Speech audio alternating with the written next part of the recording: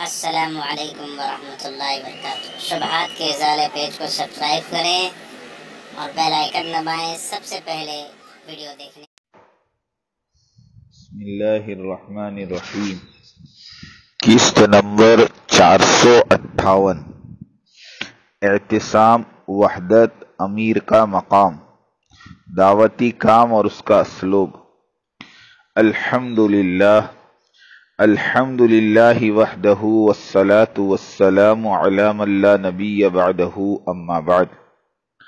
قرآن مجید میں ایک لفظ ہے اعتصام، اس کا معنی ہے گٹھ جوڑ، اتفاق، یکجہتی، یونٹی، اور اس کی ضد ہے تفرقہ، پھوٹ، دراڑ، اختلافات، فرقہ بندی وغیرہ وغیرہ۔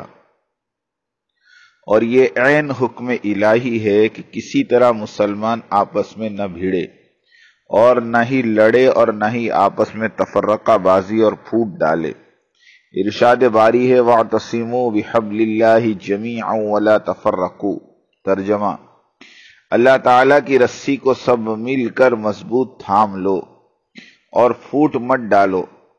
فائدہ: وَلَا تَفَرَّقُوا، اور پھوٹ مت ڈالو اس سے پہلے کی آیت میں تقوی اختیار کرنے کو فرمایا۔ یا ایھا الذین آمنوا اتقوا اللہ حق تقاتہ ولا تموتن الا وانتم مسلمون۔ اے ایمان والو، اللہ تعالیٰ سے اتنا ڈرو جتنا اس سے ڈرنا چاہیے، اور دیکھو مرتے دم تک مسلمان ہی رہنا۔ اس امت مسلمہ کی نجات اور اس کی سرخروئی کے لیے صرف دو ہی چیزیں ہیں، ایک ہے توحید، دوسرا اتحاد یعنی آپسی اتفاق۔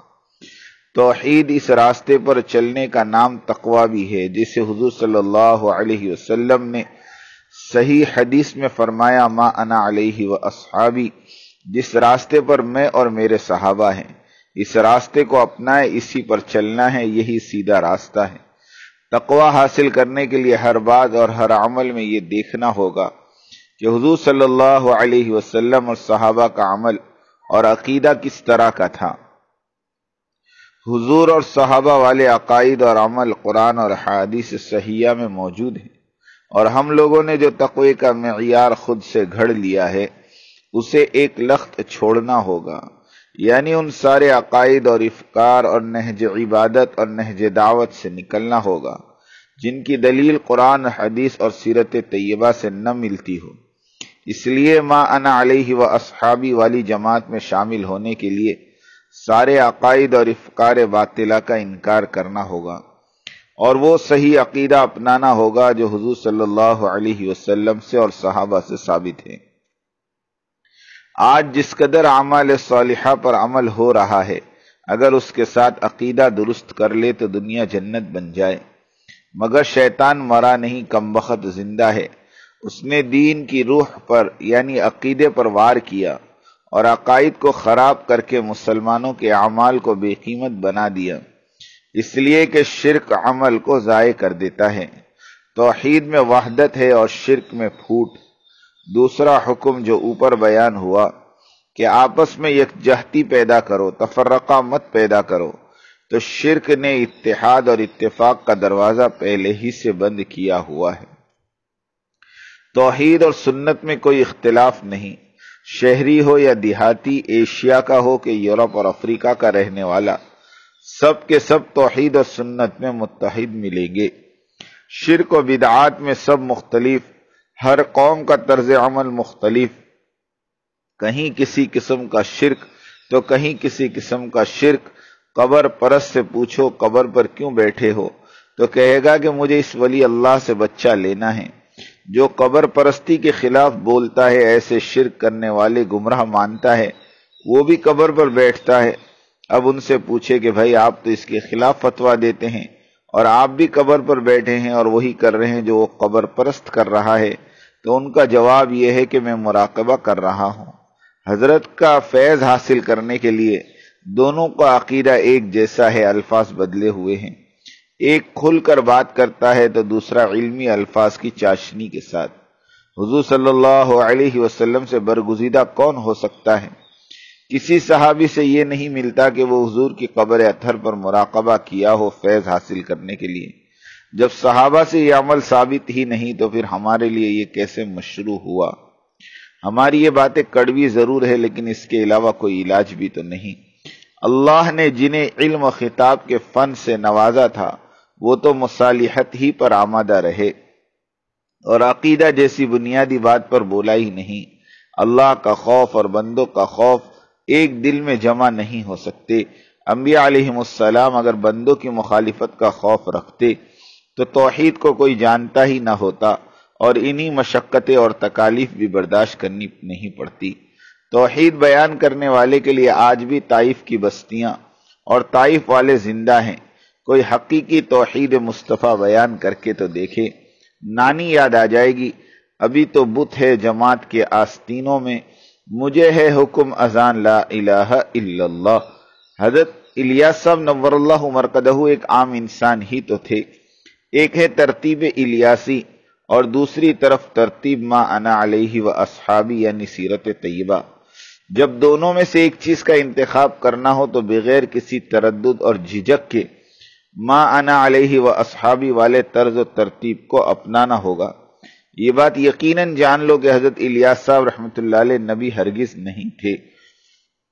ان کی ترتیب دعوت ما انا علیہ و اصحابی کے 100% موافق تھی، مگر ان کے اپنے وقت کے حساب سے۔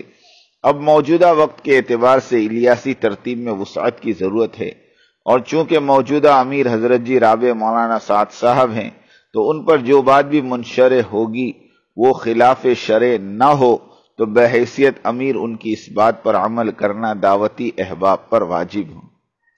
حاجی عبدالوہاب صاحب ہوں کہ مولانا ابراہیم صاحب دیولا یا کوئی اور، اس وقت اگر یہ بزرگ مرکز نظام الدین کو مرکز اور مولانا سعد صاحب کی امارت کو دل سے قبول نہیں کریں گے تو ان کا دعوتی قام اور قربانی صحیح حدیث کی روح سے ذرہ برابر بھی فائدہ نہیں دے گی اور خاتمہ بالخیر سے کوسوں دور رہیں گے۔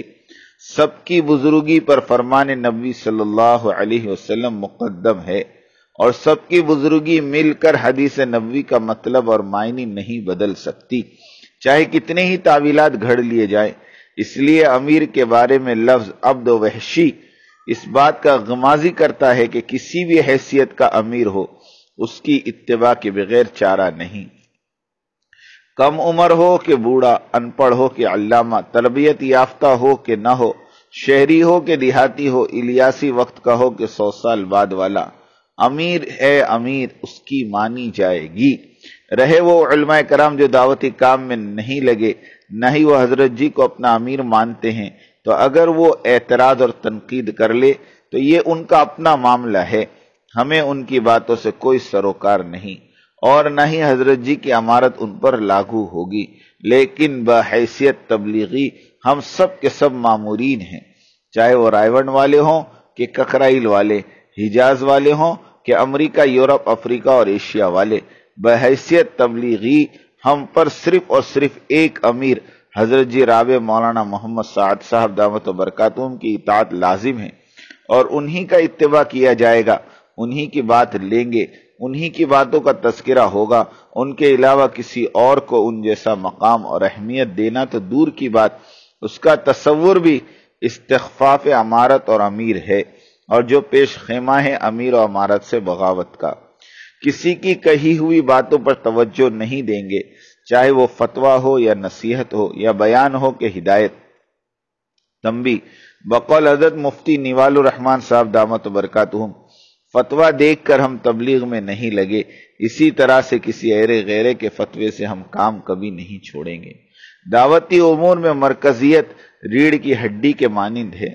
اس ادراک اور شعور کے بغیر نہ تو تبلیغ ہی سمجھ میں آنے کی اور نہ بصیرت تبلیغی کام۔ وقت کے امیر کے ہوتے ہوئے سابقہ امیروں کی بھی انہی باتوں کو لیں گے جو متواتر چلی آ رہی ہوں اور شریعت کے خلاف نہ ہوں، لیکن موجودہ امیر کی بات ہر حال میں ماننی لازمی ہے۔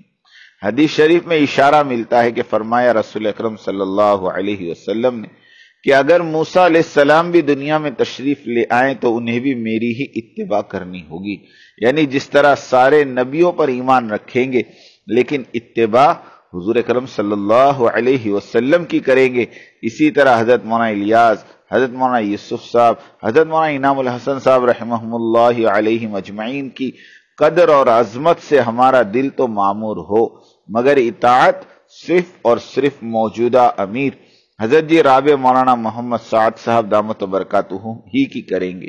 مراکز کے ذمہ دار اپنے بیانوں میں، مذاکرات میں، ہدایات میں حضرت جی مولانا سعد صاحب کا نام اہتمام سے لیویں، ان کی باتوں کو چلائے تاکہ امیر کی عظمت قلوب پر منکش اور چسپاں ہو رہی ہو۔ دوسروں کی باتوں کو نظر انداز بھی کر دیں تو شرعاً کوئی مذائقہ نہیں۔ اس طرح کے اہتمام سے خواص اور عوام قلوب اجتماعیت کے ساتھ اپنے امیر کی طرف مائل ہوں گے۔ یہ باتیں کلید اجتماعیت کی امیر و مامور کے رشتے کو جان بخشنے کی حضرات صحابہ کا یہی دستور تھا۔ تنبیہ: مسلمانوں کو ہمیشہ سے تاریخی واقعات کی وجہ سے نئی نئی مشکلات کا سامنا ہو رہا ہے۔ ان پریشانیوں سے دور رکھنے کے لیے اللہ تعالیٰ نے ارشاد فرمایا، تِلْکَ أُمَّةٌ قَدْ خَلَتْ لَهَا مَا كَسَبَتْ وَلَكُمْ مَا كَسَبْتُمْ وَلَا تُسْأَلُونَ عَمَّا كَانُوا يَعْمَلُونَ۔ یہ امت ہے جو گزر گئی، جو اس نے کمایا اس کے لیے وہی ہے اور تمہارے لیے وہی ہے جو تم نے کمایا، اور تم سے ان کے اعمال کے بارے میں نہیں پوچھا جائے گا۔ دین موجودہ وقت کے کاموں کو تازہ ترین مسائل کی روشنی میں حل کرنے کی تعلیم دیتا ہے۔ موجودہ وقت کے امیر کی ہدایات اگر ناکافی ہوں تو پھر اسلاف کی طرف دیکھا جائے گا، اور موجودہ حضرت جی رابع دامت و برکاتہم کی ہدایات اور تصریحات اور توجیحات اس قدر تفصیل کے ساتھ موجود ہے کہ ادھر ادھر دیکھنے کی کوئی ضرورت ہی نہیں باقی رہتی۔ اس لیے ذمہ داران مراکز پر واجب ہے کہ ہر چھوٹی بڑی بات کو اخذ کرنے کے لیے مرکز نظام الدین اور وہاں کے بزرگ اور امیر محترم کی طرف ہمتاً متوجہ رہیں، ورنہ وہ اپنے علاقے کے عین اور مامورین ساتھیوں کی کما حقہ تربیت نہیں کر سکیں گے، ورنہ وہ اپنے علاقے کی امت اور مامورین ساتھیوں کی کما حقہ تربیت نہیں کر سکیں گے۔ یہ ایک منظم نظام دعوت ہے جو ہم نے پیش کی، جس کو امیر و امارت سب چیزوں پر مقدم ہے، اور وہ ان ہدایات کو کما حقہ لے گا، اور جن کے قلوب امارت اور امیر کے بارے میں زنگ آلود ہے، وہ اپنے پیر پر اپنے ہاتھ سے کلہاڑی چلانے والے اور خود کو دھوکہ دینے والے ہیں۔ فائدہ: دیگر علماء کرام اور ان کے نظریات اور اعتراضات سے ہمیں کوئی مطلب نہیں۔ یکسوئی کے ساتھ اپنے امیر کی اطاعت میں قربانیوں کے ساتھ چلتے رہنا، یہی ہمارا معمول اور یہی ہمارا وظیفہ اور یہی ہمارا شعار ہے۔ دوسرے لوگوں کی باتوں پر کان دھریں گے تو پاگل ہو جائیں گے۔ ہم نے ترکیوں کے علماء سے پوچھا کہ تمہارے تبلیغی ساتھیوں میں کوئی انتشار نہیں اور نہ تمہارے پاس کوئی اور گروپ اور فرقہ ہے، تو انہوں نے کہا ہم لوگ ڈسپلین رکھتے ہیں، فوجی مزاج والے ہیں، اپنے ذمہ داروں کے سوا کسی کی نہ تو سنتے ہیں نہ ہی ہمیں کسی سے کوئی دلچسپی لگی رہتی ہے۔ ترکی اپنے بڑوں کی 100% اطاعت کرنے والی قوم ہے۔ ملک کے سربراہ کے ایک فون پر پورے ملک کی عوام 10 منٹ کے اندر سڑکوں پر آ چکی تھی۔ کسی نے یہ نہیں سوچا کہ کچھ سوچ لوں، مشورہ کر لوں۔ سبحان اللہ، اسے اطاعت کہتے ہیں۔ اللہ سمجھ عطا فرمائے اور سینوں کو کھول دے۔ وآخر دعوانا الحمد